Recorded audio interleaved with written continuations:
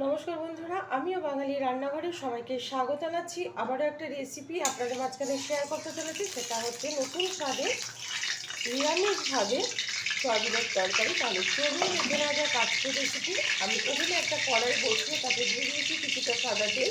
তেলটা গরম হয়ে গেছে। আর এদিকে আমি আলুগুলো ভালো করে খোসা ছাড়িয়ে ভালো করে টুকরো করে দিয়ে পরিষ্কার করে একটু নুন হলুদ মাখিয়ে নিয়েছি। এখন কড়াইয়ের মধ্যে ছেড়ে দিচ্ছি।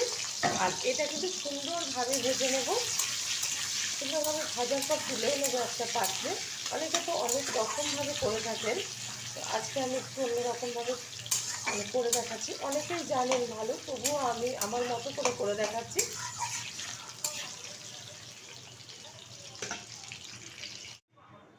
আলুগুলো ভেজে তুলে নিয়েছি একটা পাত্রে। এখন আবার এই যে সয়াবিনগুলো যে আমি দিয়ে দিলাম কড়াইতে, এটা কিন্তু আগে থেকে আমি ভিজিয়ে রেখেছিলাম জলে প্রায় 10 মিনিট বা 15 মিনিট মতো।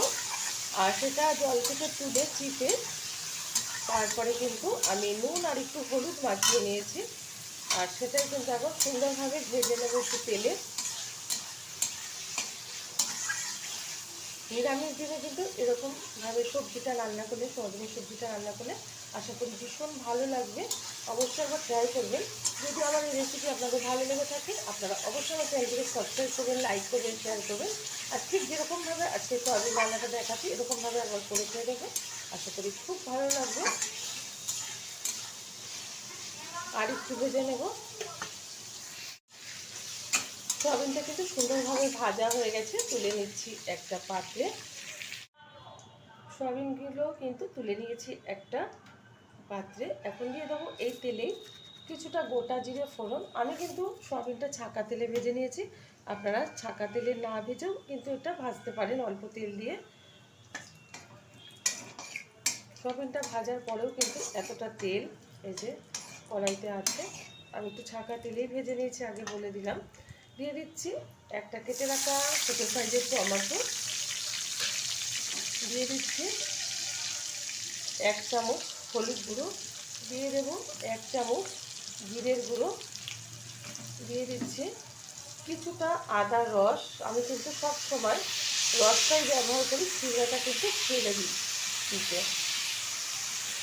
এটা দিলে কিন্তু বেশি টেস্ট হয় সবজিতে, কারণ যখন ছিবড়াটা ব্যবহার করা হয় তখন কিন্তু কড়াইতে লেগে যাওয়ার ভয় থাকে। তো সেই কারণে আমি রসটাই ব্যবহার করি আদা পেঁয়াজ রসুনের ম্যাক্সিমাম সময়। তো এখন ভালো করে একটু নেড়ে ছেড়ে নেব।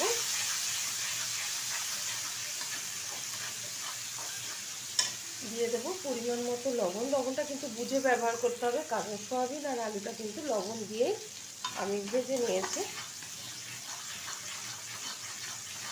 1 থেকে 1.5 মিনিট মতো ভালোভাবে কষিয়ে নিচ্ছি।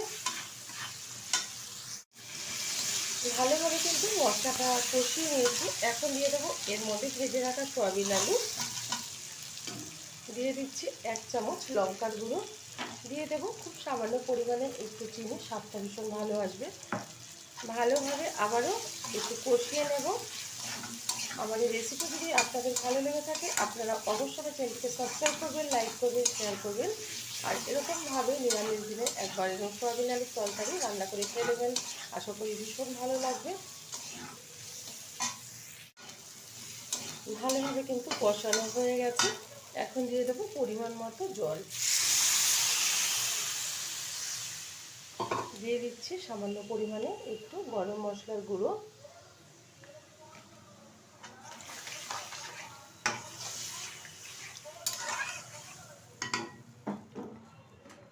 ঢেকে দিচ্ছি 15 মিনিটের জন্য। ঢাকনাটা তুলে দিচ্ছি।